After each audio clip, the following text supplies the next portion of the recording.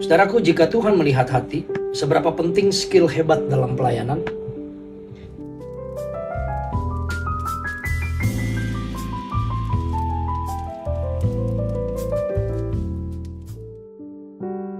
Buat saya, skill dengan hati itu harus balance. Kebanyakan orang-orang mereka yang melayani, mereka berpikir cukup dengan hati saja, tanpa perlu harus upgrade skill. Saudaraku, waktu Daud ini menyusun peribadahan rumah Tuhan, dia memilih orang-orang yang ahli dalam seni, yang artinya mereka itu ahli dalam bidangnya, bisa main musik dengan ahli, para penyanyi-penyanyi yang ahli, dan itu disiapkan untuk mereka semuanya mempersembahkan yang terbaik buat Tuhan. Seringkali kita berkata hati aja cukup. Buat saya pribadi, maaf, hati saja tidak cukup. Kita harus upgrade skill kita sehingga kita melayani Tuhan bisa dengan maksimal. Karena bagaimana orang bisa memuliakan Tuhan kalau mereka melihat Anda dalam permainan Anda, dalam skill, dalam talenta yang Tuhan sudah titipkan tidak maksimal. Memang benar Tuhan melihat isi hati, tapi itu berlaku untuk mereka yang melakukan segala sesuatu dengan sungguh-sungguh. Tuhan melihat hati.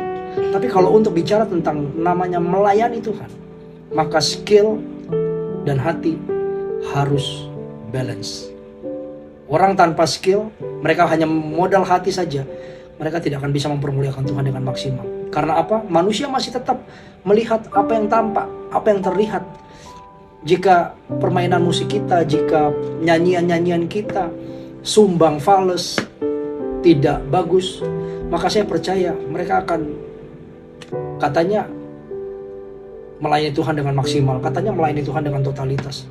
Tapi mana buktinya?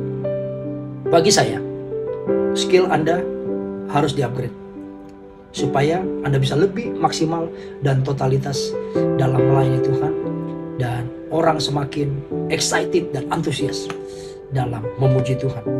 Bagaimana caranya agar kita tidak jenuh dalam pelayanan? Nah, ini yang sering terjadi dalam kehidupan para pelayan-pelayan Tuhan. Mereka terlalu sibuk dalam aktivitas pelayanan mereka, aktivitas keagamaan mereka, pelayanan yang begitu banyak, sampai mereka melupakan waktu hubungan intim pribadi mereka dengan Tuhan. Mereka lupa men-charge diri mereka, mereka lupa membangun diri mereka, sehingga mereka cuma melayani tanpa mereka membangun hubungan dengan Tuhan. Ingat, ketika Anda tidak pernah membangun hubungan dengan Tuhan, mungkin jadwal Anda penuh, jadwal Anda padat dan sibuk. Tapi ketika Anda tidak punya hubungan intim pribadi dengan Tuhan, maka saya bisa pastikan apa yang Anda layani akan kering. Tidak akan ada hadirat Tuhan yang bisa menjamah jemaat yang kau layani. Apa yang kau terima dari Tuhan pasti akan kau bagikan. Dan apa yang tidak pernah kau terima dari Tuhan, mau apa yang kau bagikan? Wong Anda tidak pernah menerima segala sesuatu dari Tuhan. Betul? Oleh karena itu Matius 11 ayat 28 berkata, Yesus sendiri berkata, marilah kepadaku, hai engkau yang berletih lesu dan berbeban berat, aku akan memberikan kelegaan kepadamu. Dan itu jelas, ketika kita mengalami letih lesu dan berbeban berat, jiwa kita, tubuh kita, roh kita dalam melayani Tuhan, datanglah kepada Yesus. Kita akan diisi penuh, kita akan di-charge kembali.